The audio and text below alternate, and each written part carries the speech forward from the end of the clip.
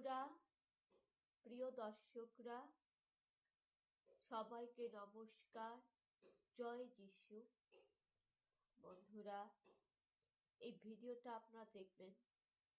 দেখুন পশ্চিমবঙ্গের কি অরাজকতা, কি বেহাল অবস্থা, এবং এই পশ্চিমবঙ্গের কিছু মহিলাগুলা দেখুন কি সুন্দর দুর্নীতিবাজ চটিচাটা নেতা মন্ত্রীদের তেল বেড়ে যাচ্ছে এবং করছে, ভারতের বিরোধিতা করছে, ওটা প্রধানমন্ত্রীকে অপমান করছে। দেশের একজন প্রধানমন্ত্রী, তার তো একটা সম্মান আছে, সে মোদী সরকারের বিরুদ্ধে নানা রকম ভাবে উল্টা পাল্টা মিথ্যাচার করে যাচ্ছে। আর এইদিকে কি বললো আপনারা তো শুনলেন, এদিকে কি বললো, মোদি হটাও দেশ বাঁচাও। তো যে আপনারা যে নিউজটা দেখলেন, এই নিউজে আপনারা দেখতেই পেলেন সবুজ আবির রং মেখে এরা আমাদের দুর্নীতিবাজ শাসক দলের জয়গান করছে।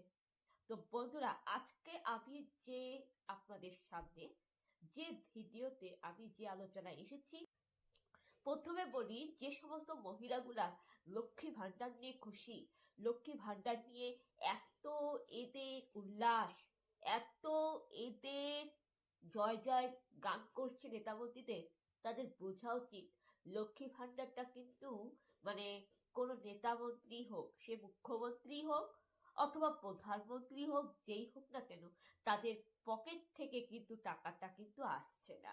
আসছে কোথায়? এই যে আমরা যে ট্যাক্স দিচ্ছি, আপনারা যে ট্যাক্স দিচ্ছেন, বলতে গেলে আমাদের ভারতীয় নাগরিকের ট্যাক্সের টাকা থেকে লক্ষ্মী ভান্ডারটা মহিলারা পাচ্ছে। তো বলতে গেলে সরকারি কর্মচারীদের ট্যাক্সের টাকা থেকেও কিন্তু মহিলারা লক্ষ্মী ভান্ডার পায়। ট্যাক্সের টাকা দিয়ে তো নেতা মন্ত্রীদের মাইনা বেতন মোটা মোটা করে বেড়ে যাচ্ছে, ওখান থেকেই কিন্তু লক্ষ্মী ভান্ডারটা এই পশ্চিমবঙ্গের মহিলারা পাচ্ছে। আরেকটা হচ্ছে, এই যে রাজ্যে এতগুলো যে দুর্নীতি হচ্ছে, এই যে চাকরি চুরি হলো, এই যে চাকরিগুলো যে চুরি হলো, বাতিল হলো, 32,000 প্রাইমারিতে কেলেঙ্কারি হলো, তাহলে এখানে যে এতগুলো টাকা যে খাওয়াই হলো, তারপরে কয়লা পাচার, কয়লা চুরির টাকা, গরু পাচারের টাকা, হ্যাঁ, তারপর হাসপাতালগুলোতে যে স্বাস্থ্য দুর্নীতি, ওটার থেকে কিন্তু লক্ষ্মী ভান্ডারটা আসে, বেআইনি টাকা, কালোবাজির টাকা থেকে লক্ষ্মী ভান্ডারটা পায় মহিলারা। সরকারি কর্মচারীদের বেতন বন্ধ, ডিএ বন্ধ, ওই ডিএর টাকা দিয়ে লক্ষ্মী ভান্ডারটা পাচ্ছে। এটা গেল 1 নম্বর পয়েন্ট। আরেকটা বিষয় বলি, আমি একটা চিরন্তন সত্য কথা বলছি, এত যে উল্লাস, এত যে মাতামাতি, তাহলে মহিলাদের সম্মান কি 1500 টাকায় কি বিক্রি হয়ে যাচ্ছে? রাজ্যে এতগুলো কাণ্ড ঘটে গেল, এতগুলো নারী নির্যাতন ঘটে গেল। আমি যদি শুরু থেকে বলি যে পার্কস্ট্রিট কাণ্ড, তারপরে যদি আসি কামোদিনী কাণ্ড, মধ্যমগ্রাম কাণ্ড, এতগুলো নারী নির্যাতন ঘটে যাচ্ছে রাজ্যে। এই যে আরজি করের মতন যে একটা ন্যাক্কারজনক ঘটনা ঘটে গেল, তারপর আস্তে আস্তে জয়নগর, কুলতলি, এতগুলো যে রাজ্যে যে নারী নির্যাতন হচ্ছে, মেয়েদেরকে ধর্ষণ করে খুন করা হচ্ছে, এই পশ্চিমবঙ্গে 1500 টাকায় মহিলারা খুশি হয়ে গেল, ব্যাস, তাতেই কি সব ন্যায় বিচার হয়ে যাবে? তাতেই কি রাজ্যে নারী নির্যাতন বন্ধ হয়ে যাবে? তাতেই কি ধর্ষকরা শাস্তি পেয়ে যাবে? তাতেই কি অভয়া দিদির মতন অসহায় পরিবার বিচার পাবে, ন্যায় পাবে এই লক্ষ্মী ভান্ডারে? আপনারা তো কাগজে কলমে সই করতে জানেন, বইপত্র পড়তে পারেন, লিখতে পারেন, তা আপনারা তো শিক্ষিত, তাই না? তাই আপনাদের তো রাজ্য সরকারকে, মুখ্যমন্ত্রীকে, নেতা মন্ত্রীদের উদ্দেশ্যে একজন নাগরিক হিসাবে তো প্রশ্ন করা উচিত ছিল না? এটা কিন্তু আমাদের ভারতীয় সংবিধানে কিন্তু, এটা কিন্তু গণতন্ত্রের অধিকার। কারণ আমাদের ভারতীয় সংবিধানে 19 থেকে 21 নম্বর ধারায় লেখা আছে, প্রত্যেক নাগরিকের বাক স্বাধীনতা, মতামত প্রকাশের অধিকার। সেই আইন অনুসারে, সেই সংবিধান অনুসারে কিন্তু আপনি একজন মহিলা হয়ে, শিক্ষিত নারী হয়ে, আপনি কিন্তু রাজ্য সরকারকে এই প্রশ্নটা করতে পারতেন যে উনি বেকার ভাতা কেন দিচ্ছেন, বেকার ভাতা কেন দিচ্ছেন, উনি কেন ছেলে মেয়েদেরকে চাকরি দিচ্ছেন না? এই প্রশ্নটা তো করছেন না। একজন সৎ শিক্ষিত নাগরিক হিসাবে আপনার মনে এই প্রশ্নটা কেন যাচ্ছে না যে বেকার ভাতা কেন দিচ্ছে, কেন কাজকর্ম হচ্ছে না, কেন কর্মসংস্থান নেই, কেন বেকার ভাতায় রাজ্য চলা মানে হচ্ছে পরের দয়ায়, পরের ওপর নির্ভর করে, মানে এটাকে বলে এক প্রকার ভিখারি, ডিজিটাল ভিক্ষা।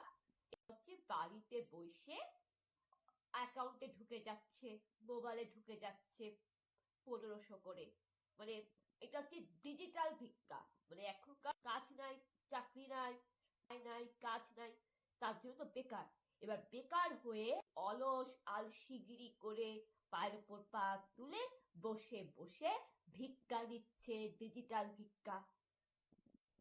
আপনারা যদি সত্যি চাইতেন যে আপনাদের সন্তানরা ভিখারি নয়, আপনার সন্তানদের যদি আত্মনির্ভরশীল স্বনির্ভর বানাতে চাইতেন, রাজ্যের মহিলা হয়ে আপনারা যদি বর্তমান প্রজন্মটাকে যদি আপনারা যদি স্বনির্ভর বানাতে চাইতেন, আত্মনির্ভরশীল বানাতে চাইতেন, প্রতিষ্ঠিত হোক, সসম্মানে মাথা উঁচু করে বাঁচুন, তাহলে আপনারা আপনার সন্তানদেরকে ডিজিটাল ভিখারি বানানোর জন্য এই বেকার ভাতা নিয়ে এতটা উল্লাস করতেন না। আপনারা কি বলছেন? বেকার ভাতা নিয়েছে, খুব ভালো। তার মানে আপনারা চান যে আপনাদের সন্তানদের আত্মনির্ভরশীল না হোক, নিজের পায়ে না দাঁড়াক। আপনারা চাচ্ছেন ভিক্ষা নিয়ে বড় নির্ভরশীল একটা ভিক্ষা দিবে, পরের দয়ায় বাঁচবে, এটাই তো আপনারা চাইছেন, তাই না? বন্ধুরা, বেকার ভাতা মানে হচ্ছে এটাই, আপনাদের বোঝা উচিত। আত্মনির্ভরশীল তারাই হয়, তারাই সমাজে প্রতিষ্ঠিত হয়ে তাদেরই সম্মান থাকে, যে সমস্ত ছেলেমেয়েরা চাকরি বাকরি করে কাজকর্ম করে নিজের যোগ্যতায় নিজের দক্ষতায় উপার্জন করে, তারাই হচ্ছে সমাজে প্রতিষ্ঠিত হয়, তাদেরই সম্মান থাকে। রাজ্যে এত বড় কাণ্ড ঘটে গেল, আর আরজি করের মতন একটা অন্যায় অনাচার ঘটে যাওয়ার পরে আপনারা যে এতগুলো যে মানে জয় জয় গান করে যাচ্ছে রাজ্য সরকারের নিয়ে, দুর্নীতিবাজ নেতামন্ত্রীদের নিয়ে, তাহলে কি অভয়া দিদির হয়ে যে রাত দখল, ভোর দখল, হ্যাঁ, এইগুলো কি সব মিথ্যা ছিল? যে দুর্নীতিবাজ নেতামন্ত্রীর জন্য আমরা আমাদের ভালো ডাক্তারকে হারিয়েছি, যে দুর্নীতিবাজ নেতামন্ত্রীর জন্য একজন মা বাবা তার কন্যা রত্ন, কন্যা সন্তানকে হারিয়েছে, আপনি সেই দুর্নীতিবাজ নেতামন্ত্রীদের হয়ে উল্লাস করছেন? হে নারী জাতি, তোমরা সবাই অশিক্ষিত মূর্খ। শিক্ষিত নারী জাতি কখনোই এই ধরনের আচরণ করবে না।